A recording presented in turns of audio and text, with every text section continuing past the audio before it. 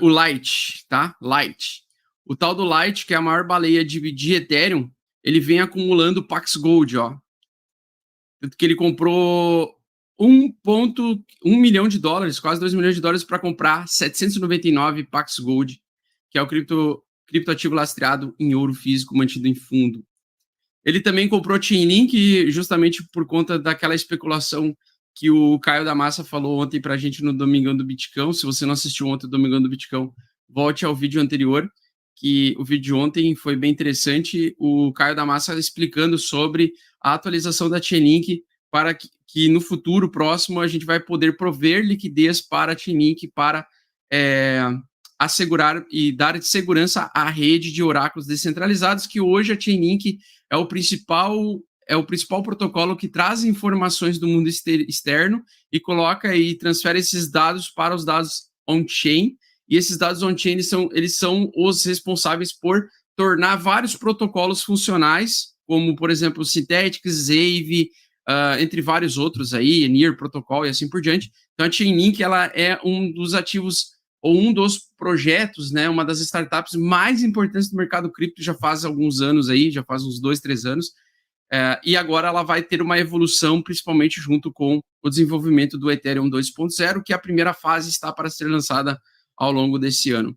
Então nós temos ainda a adoção e nós temos com o comportamento das baleias, né, comprando fundo, obviamente toda baleia vai comprar desespero das pessoas, vai comprar ativos desvalorizados e subvalorizados. A Chainlink ela ainda tem uma pressão de venda muito grande, porque hoje os oráculos descentralizados ou as pessoas que fornecem informações para a rede da Chainlink acabam recebendo Chainlink como recompensa e acabam vendendo as suas Chainlinks para pagar as contas, para pagar a manutenção de toda a sua sobrevivência. Então, nós temos sempre uma pressão persistente e contínua vendedora na Chainlink. Porém, algumas baleias, e as principais delas, já estão acumulando Chainlink. Não só a maior baleia, mas a segunda maior baleia está fazendo esse mesmo movimento, né? Acumulando Chainlink agora em fundo, o que eles acham que pode ser fundo, né? Mas isso não significa que essas baleias acumulando Chainlink em fundo significa que ela já chegou no fundo, tá? Porque a pressão vendedora dela continua, só que eles estão especulando e querendo acumular Chainlink para especular o futuro dessa atualização da Chainlink, que pode trazer bastante adoção e bastante interesse comprador para ela, sendo ela uma das maiores criptos aí do nosso mercado, tá? Deixa eu pegar aqui CoinMarketCap. Vou pegar aqui, deixa eu dar uma olhadinha na Chainlink aqui. Cadê? A Chainlink, deixa eu dar uma olhada aqui. Link. Em 23º lugar, capitalização de mercado 33 milhões de reais. Eu quero ver em dólar. Onde é que eu troco aqui mesmo? Ele tá, agora o site mudou aqui, eu não tô... Porra, por que ele tá em real? Eu não quero real, caralho. Cacete. Por que ele mudou para real, essa buceta? Aqui. Que real, o quê? Caguendo pro real. Ó, 6 bilhões de market cap realmente está bem subvalorizada, tá, pessoal? Ela já chegou a valer 50 dólares por unidade, tá? Então, imagina, você compra um ativo a 10 dólares, quando ela voltar para o topo anterior, e com certeza esse é um projeto que pode ter demanda suficiente futura para voltar o preço a valer 50 dólares, e justamente nesses períodos de grande queda é que realmente é interessante investir, né? Mas olhando assim, ainda tem pressão vendedora, ainda está em tendência de baixa, saiu desde maio do ano passado, ela tem uma queda forte, tá? Então, a link aqui, o USD.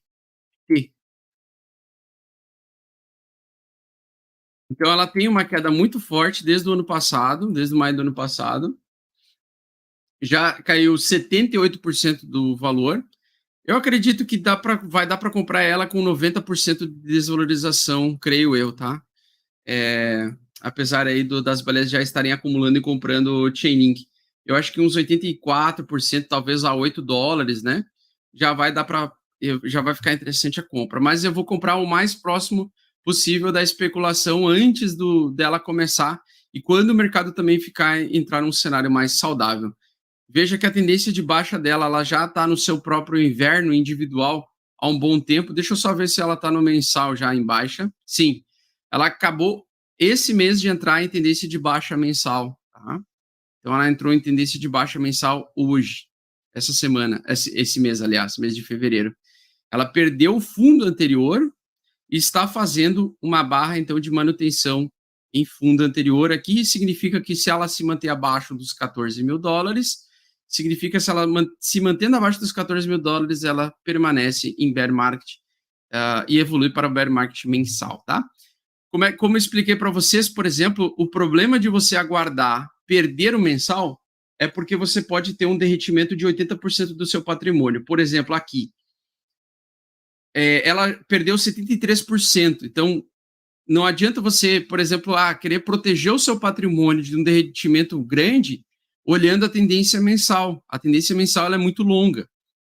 Então, a tendência mensal é você tomar decisões muito tardias e às vezes você vai ver o derretimento do seu lucro e do seu dinheiro, né? Dependendo do valor que você investe aí. Então, por isso que eu utilizo o semanal como a principal tendência majoritária, tá? No semanal, por exemplo, veja que no semanal, quando ele perdeu o semanal aqui nesse período aqui, você poderia ter defendido a sua posição nesse repique ou ainda nesses repiques aqui. Você teve 3 oportunidades de sair da tendência de baixa semanal com um valor mais interessante, justamente na resistência semanal, tá? Então, você tem sempre a chance de sair mais com menos prejuízo ou com o prejuízo mais assegurado. Basicamente, o semanal, para mim, é o gráfico mais importante de todos, é o gráfico que eu tomo as principais decisões. Então, por exemplo, vale a pena você comprar um ativo que está em tendência de baixa no gráfico semanal, que pode evoluir para uma tendência de baixa mensal? Na minha opinião, não, porque a gente não sabe o quanto que, quando ele perde a tendência de baixa mensal, ele fica muito, mas muito feio. Para vocês terem ideia, quando a gente perdeu o gráfico mensal do BTC, ele ficou por um ano, cara. Por um ano. Aliás, um ano não, 6 meses em tendência de baixa mensal, se eu não me engano.